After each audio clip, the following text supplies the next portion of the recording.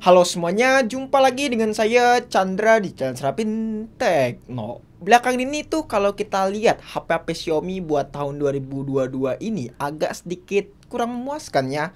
Entah kenapa saya juga agak sedikit bingung. Nggak kayak HP-HP tahun lalu yang ganas-ganas banget. Tapi lain cerita dengan HP yang satu ini nih. Menurut saya HP ini worth it buat dibeli dengan spesifikasi dan harga yang diberikan. Dan HP ini juga cocok banget buat kalian yang lagi cari HP sekitaran 1 jutaan. Di video kali ini kita akan ngebahas HP yang satu ini, si Redmi 10C. So daripada kelamaan, langsung aja yuk kita mulai videonya. Let's go.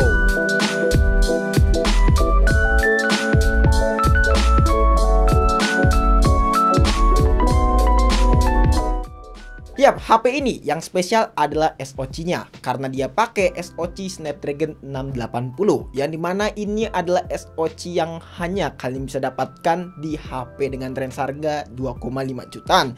Contohnya si kakaknya yaitu Redmi Note 11. Nah, sementara HP ini tuh hanya dibanderol sekitaran 1,8 jutaan aja buat varian terendahnya, dan varian tertingginya itu dibanderol dengan harga 2,1 jutaan. Kalau kalian ngerasa HP ini masih kemahalan, tenang aja, nggak usah khawatir, saya punya solusinya. Karena sekarang di Tokopedia lagi ada diskon berlipat-lipat, apalagi selalu ada flash sale hingga 90%. Nggak ketinggalan juga nih buat kalian yang selalu ngincer cashback dan juga gratis ongkir. Contohnya bulan ini lagi ada Serbu Official Store. Ini cocok banget buat kalian yang pengen beli gadget atau peralatan elektronik dari official store-nya langsung. Buat selengkapnya langsung aja klik link yang ada di deskripsi ya guys ya. Oke, lanjut. Buat skor AnTuTu-nya sendiri kita dapat di angka 230 ribuan. Skor yang memang nggak tinggi-tinggi banget. Tapi kalau kita bandingkan dengan Helio G80 dan Helio G85, ini skornya hampir mendekati. Lalu gimana performanya saat diajak ngegame? Buat masalah performa, to be honest ini kenceng sih ya kalau buat diajak ngegame. Buat HP sekitaran 1,8 jutaan. Tapi sedikit catatan, buat main game-game yang ringan-ringan aja gitu loh. Layaknya seperti game Free Fire dengan settingan normal 60 fps, yang didapat itu di angka 60 fps. Ya fps-nya cukup lumayan stabil walaupun memang ada terkadang frame drop sih ya sampai 40 fps, tapi itu minim banget terjadi sih ya. Terus juga buat main game Mobile Legends di sini udah unlock ke settingan ultra. fps yang didapat kalau settingan rata kanan kayak gini itu di angka 60 fps. Tapi terkadang ada frame drop juga kalau misalkan lagi nguar. Frame dropnya itu bisa sampai 30 fps. Selanjutnya buat main game PUBG Mobile, settingan mentoknya itu di settingan smooth high aja. Belum bisa tembus ke settingan smooth ultra sayang memang, dan fps yang didapat itu cuma di angka 30-an fps aja, stuck di fps segitu. Buat giroskopnya pun juga ya kita bisa maklumin lah ya, HP di under 2 jutaan pastinya delay buat masalah giroskopnya. Lanjut buat main game Genshin Impact dengan settingan loss 60 fps, fps-nya ini mendapatkan yang cukup lumayan oke lah ya buat HP sekelas 1 jutaan. Di sini fps rata-ratanya itu di angka 32 sampai 36-an fps. Yang menurut saya not bad lah buat HP sekitaran 1,8 jutaan kalau kita lihat dari segi performa. Buat layar sendiri di sini ada bagian yang kurang, yaitu masalah resolusinya karena masih pakai SD Plus, panelnya IPS 60Hz. Yap, ini balik lagi ke masalah harga. Mungkin buat memangkas harga, jadi Xiaomi memberikan layar HP ini hanyalah SD Plus aja. Tidak ada upgradean dari seri sebelumnya yaitu Redmi 9C. Namun kalian gak usah khawatir, buat layarnya akan terasa burik karena walaupun pakai panel SD Plus, kualitas gambar yang diberikan menurut saya itu cukup lumayan bagus lah ya. Buat diajak nonton film pun di sini masih terasa nyaman karena berkat layarnya yang cukup besar nih ukurannya yaitu 6,7 inch. Kualitas warna yang diberikan juga cukup lumayan vibrant walaupun tidak se-vibrant resolusi Full HD Plus sih ya. Terus juga buat proteksinya by the way dia udah pakai Corning Gorilla Glass Series guys ya. Nggak dijelasin memang Corning Gorilla Glass Series 3 atau Corning Gorilla Glass Series 5. Di sini tulisannya hanya Corning Gorilla Glass Series aja. Ya bagus lah ya, jadi lebih aman aja gitu. Lalu kapasitas baterainya sendiri ya, HP ini cukup lumayan besar yaitu 5000 mAh dengan dukungan fast charging hingga 18 watt yang tidak include di dalam paket pembelian. Ingat, tidak include di dalam paket pembelian, jadi kalian harus beli terpisah.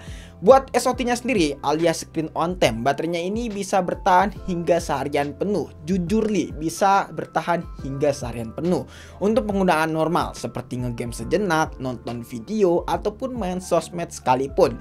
Buat kapasitas baterai segini saya nggak komplain lah ya, karena 5000 mAh itu udah cukup banget. Apalagi dikombinasi dengan panelnya IPS dan resolusinya masih SD Plus, jadi bakalan tambah irit nih HP. Sekarang kita beralih ke masalah kamera yang saya cukup terkejut buat HP sekitaran 1,8 jutaan. Buat konfigurasi kamera belakangnya sendiri, di sini memiliki konfigurasi dual kamera aja dengan kamera utamanya beresolusi 50 megapiksel, 2 megapiksel untuk depth sensor dan 5 megapiksel untuk kamera selfie. Nah, buat hasil fotonya nih yang saya sangat terkejut karena jarang banget loh buat HP sekitaran 1,8 jutaan bisa menghasilkan foto sebagus ini.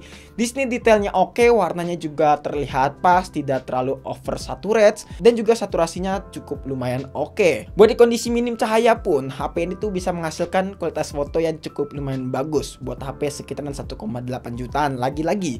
Nah, tapi kalau misalkan kalian kurang dengan hasilnya ini, kalian bisa install aja aplikasi yang namanya Gcam.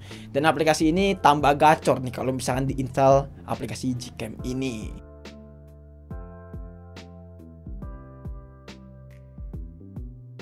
Oke, buat hasil perekaman videonya jelas HP ini nggak sestabil yang kalian bayangkan. Karena buat harga sekitaran 1,8 jutaan, buat HP ini tuh nggak ada fitur image stabilization. Jadi untuk hasil videonya bakalan jedak-jeduk, entah itu dari kamera depan ataupun kamera belakang. Namun kalian gak usah khawatir kalau misalkan videonya nggak stabil. Kalian bisa edit aja terlebih dahulu videonya menggunakan Google Photo dan pakai aja fitur namanya image stabilization. Alhasil videonya bakalan jadi lebih stabil. Kesimpulannya, ada plus minus dari HP yang satu ini, yaitu Redmi 10C. Yang pertama, HP ini tidak memiliki NFC. Itu sih ya, HP sekitaran 1,8 jutaan belum ada NFC-nya. Padahal kalau misalkan kita lihat brand sebelah, yang sebelah tuh udah punya NFC loh di harga yang sama. Tapi HP ini belum ada NFC-nya. Terus juga dari segi layarnya yang masih pakai resolusi SD+, belum ada upgradean sama sekali dari seri yang sebelumnya yaitu Redmi 9C. Lalu juga dari segi apa ya, udah sih itu aja. Desain kalau menurut saya sih HP ini not bad lah, bagus desainnya. Dan memang desainnya ini masih mempertahankan dengan desain yang seri sebelumnya yaitu Redmi 9C. Ya hampir mirip aja. Cuman di sini bedanya frame kameranya agak sedikit lumayan besar ya. Lalu juga dari segi upgradean memang cukup lumayan banyak lah. Dari mulai USB-nya udah pakai USB Type-C, terus juga SoC-nya makin gahar, kameranya pun juga makin ganas dan juga baterainya makin badak. Ya menurut saya upgradean ini worth it lah buat kita ambil. Apalagi nih kalau 1,8 jutaan kita dapat varian yang 4/128, itu untung banget. Mungkin cukup sekian aja video kali ini. Kalau misalnya kalian punya pendapat ataupun punya pertanyaan lainnya, bisa langsung tulis di kolom komentar. Dan jangan lupa juga follow Instagram kita di @saramtekno jika teman-teman menanya ataupun pengen DM kita. Chandra pamit dan sampai jumpa di video selanjutnya. Until next time.